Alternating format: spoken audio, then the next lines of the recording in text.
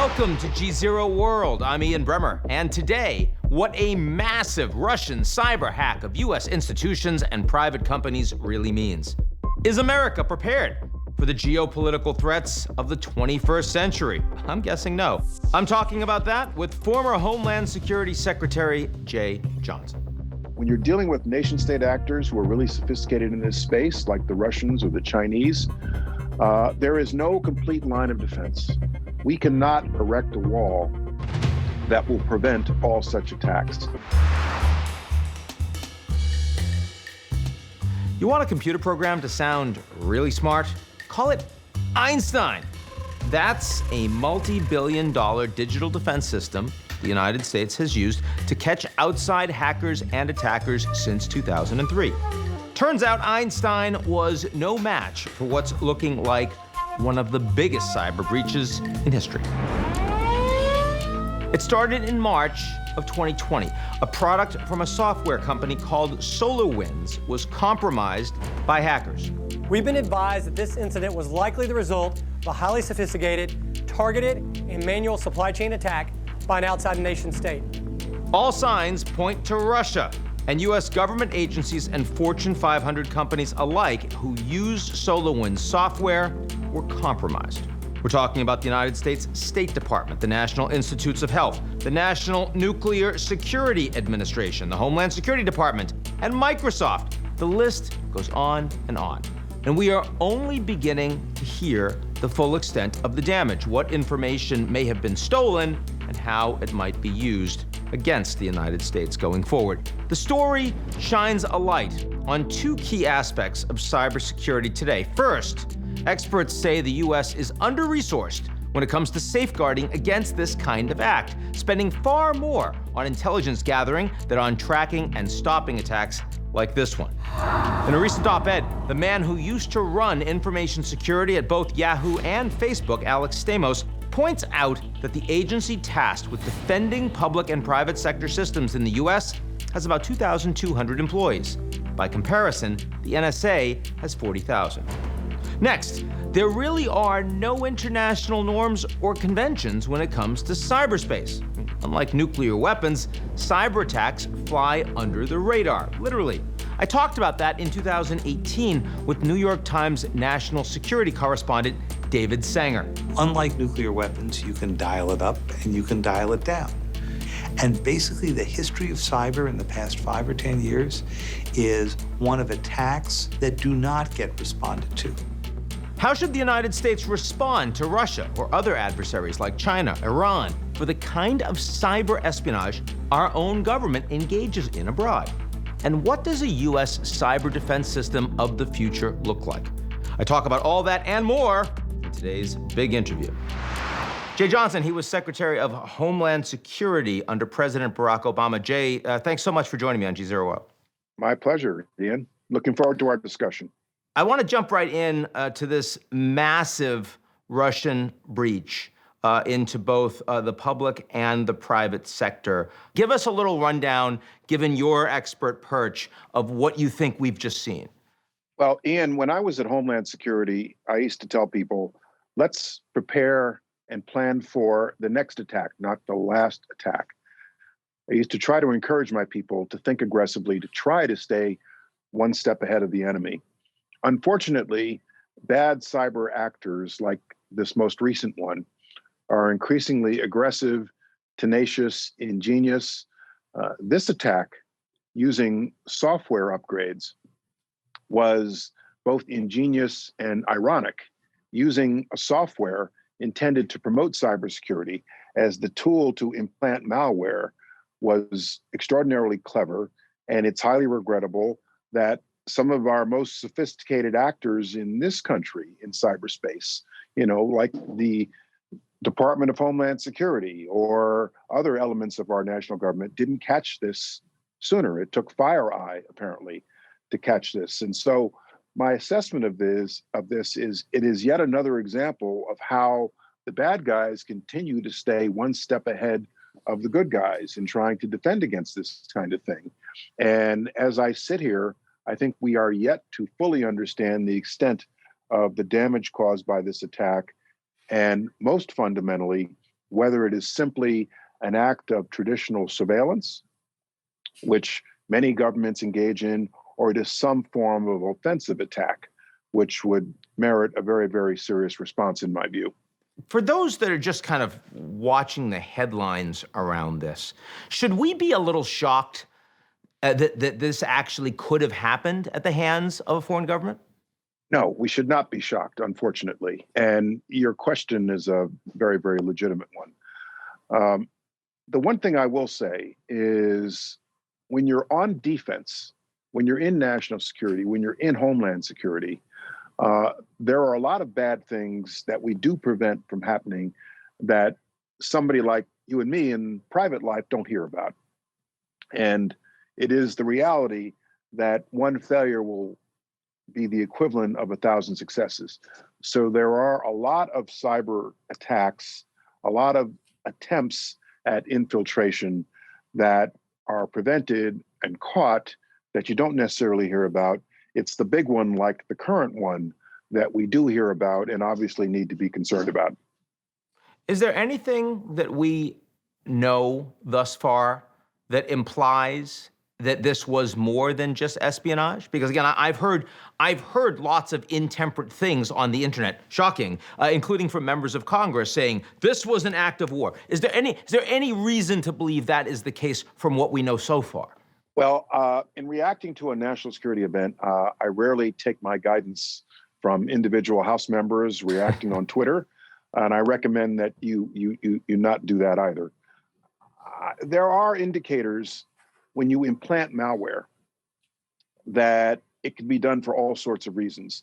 When I was in Homeland Security, the cyber intrusion that I would worry about most is a national actor, a nation state actor, one of the more sophisticated ones, implanting malware in critical infrastructure, and it lies in wait to do something, whether it is to exfiltrate data, whether it is to degrade something, whether it is to destroy something, whether it is to change an identity.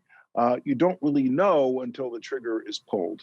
I gave testimony before Congress a couple of years ago, and one of the things I addressed in my testimony is under what circumstances a cyber attack should be considered an act of war. And my basic conclusion was that if the cyber attack amounts to physical destruction, loss of life, like any other more traditional kinetic attack, then that should be considered an act of war. And so we do get excited about these things, as we should be, but we have to also consider the other side of the equation, which is what is the United States capable of doing? How might the United States respond to this intrusion in ways seen or unseen?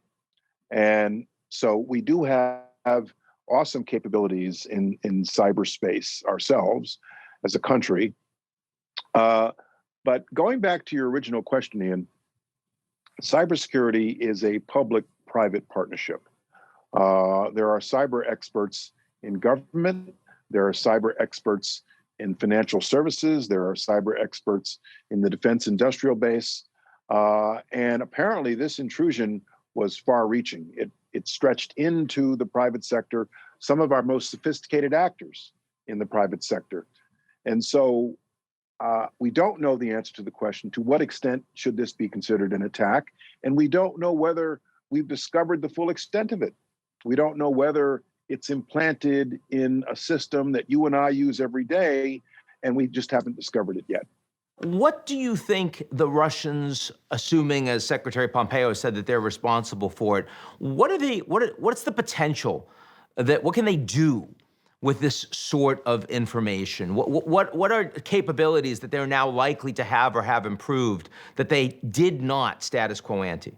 Well, if one assumes that this was espionage, then the Russians know a lot more about people like you and me, or people in government, or our capabilities, or what we are talking about within government, or within some of the more sophisticated elements of the private sector. If this is a different form of malware with offensive features to it, one could eliminate data, one could alter data, one could degrade a capability, one could shut down a capability in critical infrastructure. Frankly, the possibilities are enormous. And so I look forward to hearing the public congressional testimony of our national security officials about exactly what they think this malware was implanted for. We just don't know, Ian, at this point. It's still early. We just don't know. One thing that the public should be most upset about is just weeks before this attack was discovered, President Trump fired our government's senior cybersecurity official, Chris Krebs, who by all accounts was doing a good job as an appointee in the Trump administration. He was the head of CISA, which is part of DHS, and by all accounts was doing an excellent job. He was doing exactly the job that a president should want someone in that position to do.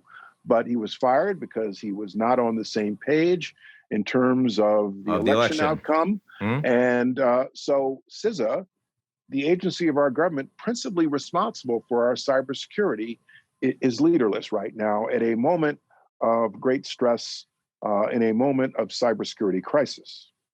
And rightly, over the last 4 years, state election officials, along with the Department of Homeland Security, did a lot of good work to harden the cybersecurity of state election systems, voting, voter registration rolls.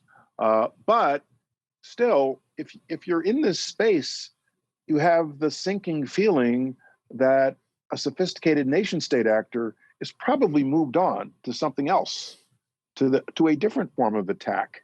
And they did what they did in 2016. So now we need to be worried about what it is they're going to do in 2020. That's totally different, totally new, different victims, which is why I said earlier, I used to tell my people all the time, think about the next attack, not the last one. So I want to get to your views of what you think the next attacks might be and how our policy should change.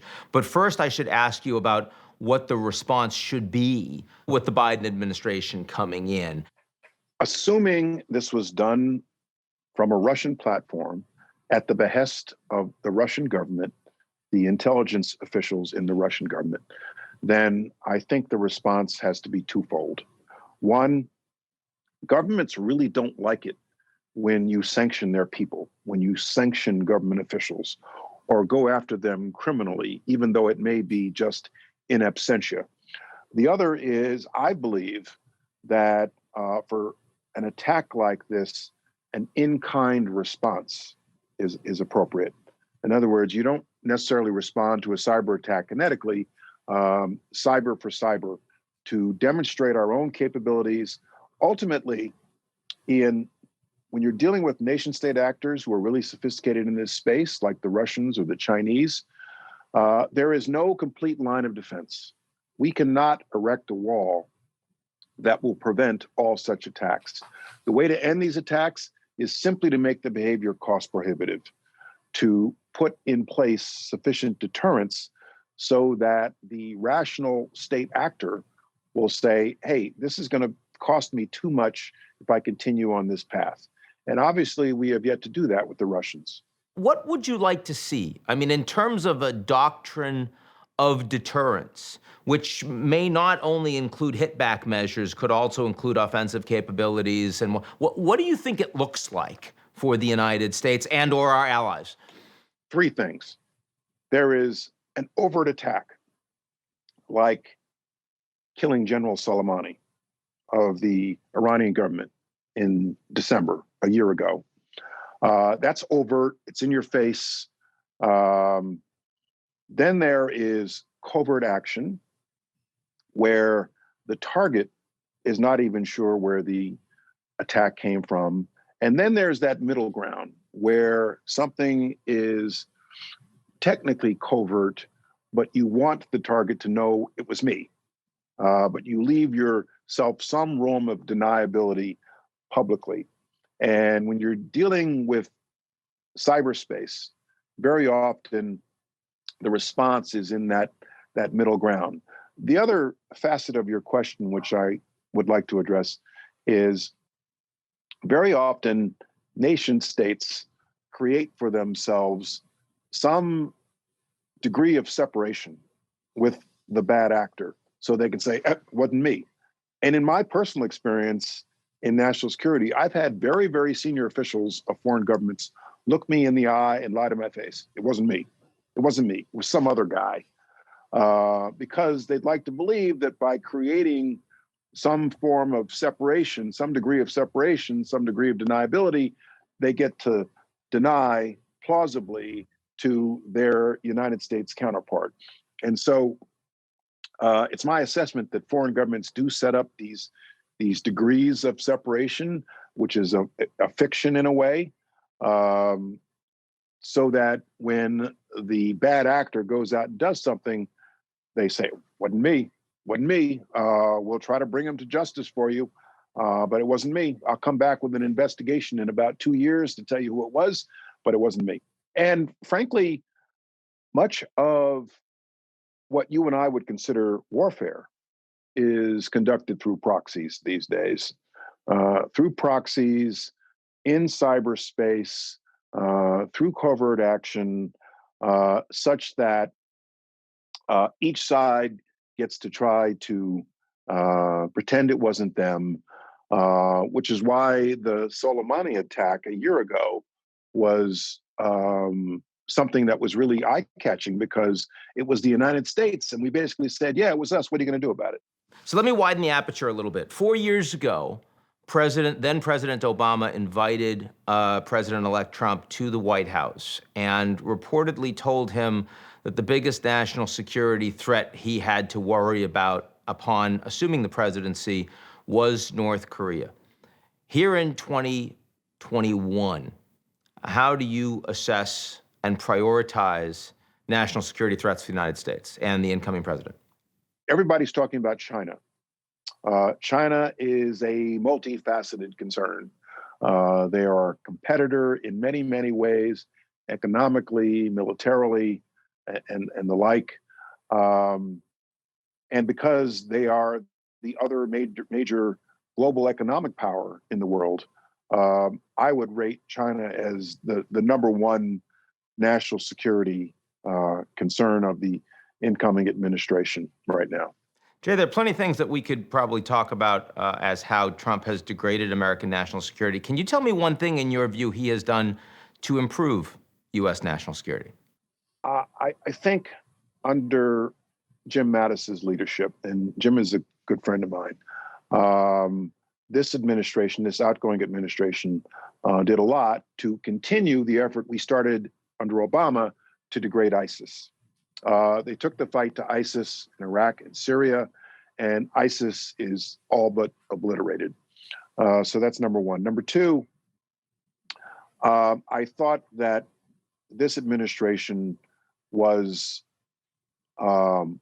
clever and possibly a little lucky in striking the chemical weapons facilities in Syria.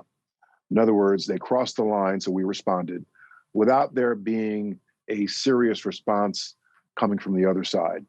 One could say that about the Soleimani strike. I thought, frankly, and still think the Soleimani strike was hugely risky. It turned out the Iranians' response was measured, but I thought that was a hugely risky gamble to take, to cross the line into overt warfare, basically, by taking out one of their general officers. Jeh Johnson, former Secretary of Homeland Security, thanks so much for joining me, sir. Thank you, Ian. That's our show this week. Come back next week, and if you like what you see, and I know you do, because otherwise, why would we have this intimate relationship that we engage in even while everyone else is watching? I know it's strange, but it still works. Take a minute to sign up for GZERO's most excellent morning newsletter. It's called Signal.